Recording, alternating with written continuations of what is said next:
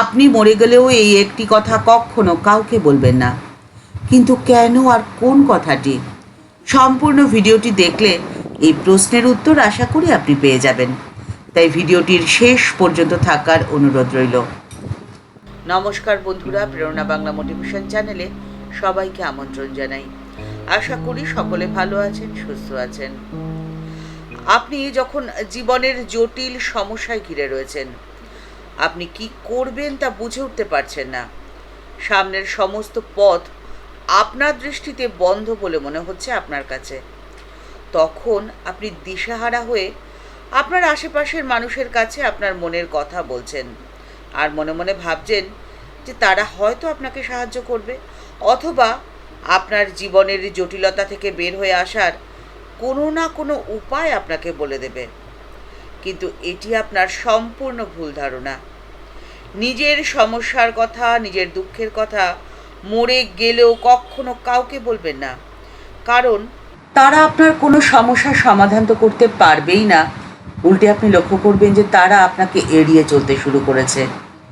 আপনার আড়ালে আপনাকে বেচারা সম্বোধন করছে, যেটা আপনার প্রাপ্য নয়। ফলে আপনার ব্যক্তিত্বে আঘাত লাগবে, আপনার আত্মসম্মানে আঘাত লাগবে। পরিবর্তে আপনি চোখ বন্ধ করে সর্বশক্তিমানের কাছে আপনার মনের কথা খুলে বলুন। তিনি চুপটি করে বসে রয়েছেন, কখন আপনি তার কাছে যাবেন। আপনার সব কথা তিনি মন দিয়ে ধৈর্য সহকারে শুনবেন এবং উত্তরও দেবেন। পরিস্থিতি বা পরিবেশের পরিবর্তনের মধ্যে দিয়ে অথবা তার কোনো দূতের মাধ্যমে সমস্যা থেকে মুক্তির পথের সন্ধান তিনি আপনাকে ঠিক দিয়ে দেবেন। কিন্তু আপনাকে সেই উত্তরটি বুঝে নেওয়ার জন্য নিজেকে তৈরি করতে হবে, যা একদিনে সম্ভব না। আমাদের দৃষ্টি সীমাবদ্ধ, তাই সামনের বন্ধ দরজাটির দিকেই আমরা তাকিয়ে থাকি আর হতাশায় ভুগি। কোন পথে যাব সেটা নির্ণয় করা আমাদের পক্ষে সম্ভব হয়ে ওঠে না। অথচ বন্ধ দরজাটির পাশে যে একটি খোলা দরজা রয়েছে তা আমরা দেখতেই পাই না। ঈশ্বরের দৃষ্টি অসীম, আর ঠিক সেই জন্যেই তিনি আপনাকে সেই খোলা দরজাটির কাছে ঠিক নিয়ে যাবেন। কিন্তু ঈশ্বরের এই নির্দেশ বোঝার জন্যে আপনাকে যে তৈরি থাকতে হবে, ঈশ্বরের সাথে সম্পর্ক স্থাপন করতে হবে। আর ঈশ্বরের সাথে সম্পর্ক স্থাপনের ভাষা কি বলুন তো? নীরবতা। অনেক সময় অনেক কথা বলার থেকেও নীরবতার শক্তি অনেক বেশি। একজন মানুষের পরিচিতি হলো তার আমিত্বকেন্দ্রিক অস্তিত্ব, আর এর মধ্যেই রয়েছে তার নিজের সমস্যা, দুঃখ, আনন্দ, বেদনা, এই সমস্ত অনুভূতি। এই আমিত্বকেন্দ্রিক অস্তিত্ব যখন অত্যধিক প্রাধান্য পায়, তখন তা মানুষের সুস্থ বিচারবোধ এবং মানসিক স্থিতিকে নষ্ট করে দেয়। ধ্যানের স্নিগ্ধতা, শান্ত সমাহিত মনোভাব, এটি যদি অর্জন করা যায়, তখন এই আমিত্বকে সরিয়ে রাখা সম্ভব। আর এটাই তো নীরবতা। এই নীরবতার রয়েছে একটি অদ্ভুত সুন্দর ভাষা, যা শোনা যায় না, অনুভব করা যায়। আপনার ঈশ্বরের সাথে, সর্বশক্তিমানের সাথে সম্পর্ক স্থাপনের এটাই হলো একমাত্র পথ, নীরবতা। আর সেই নীরবতার ভাষা শোনাই হলো সাধনা। আর ঠিক তখনই আমরা যথার্থ শ্রোতার আসনে বসতে পারি, ঈশ্বরের কথা আমরা বুঝতে পারি, শুনতে পারি, এবং তার নির্দিষ্ট পথে আমাদের চলা অনেক বেশি সহজ হয়। শ্রী মার কাছে দূর দূরান্ত থেকে বহু মানুষ আসতো।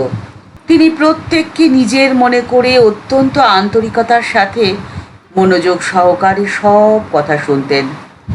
তার এক শিশু সন্তান লিখছেন, ব্রহ্মতত্ত্বের, সাধন ভজনের, ঘর সংসারের কাজকর্মের, শরীরের বা মনের ব্যাপারের, জীবনের সমস্ত স্তরের নানান দুরূহ বিষয়ের মীমাংসার জন্যে বহু মানুষ সব সময় মায়ের কাছে আসতেন। আর মা মায়েরই মতো পরম স্নেহে প্রত্যেকটি সন্তানকে কল্যাণের পথে নিয়ে যেতেন, তাদেরকে সান্ত্বনা দিতেন, তাদেরকে পথ দেখাতেন। দীন, দরিদ্র, রুগ্ন, আতুর, অনাথ যে কেউ মায়ের কাছে যখন উপস্থিত হতো, মা সাধ্যমতো তাদের সমস্ত দুঃখ দূর করার আপ্রাণ চেষ্টা করতেন। হয়তো বরাবরের জন্য সবার দুঃখ বা অভাব অনটন দূর করা মায়ের জাগতিক দৃষ্টিতে সম্ভব হতো না, কিন্তু সাময়িকভাবে তাদের ম্লান বিষণ্ণ বদনে প্রসন্নতা আসতো মায়ের জন্যে, আর অন্তরে আশা এবং ভরসা সঞ্চার হতো।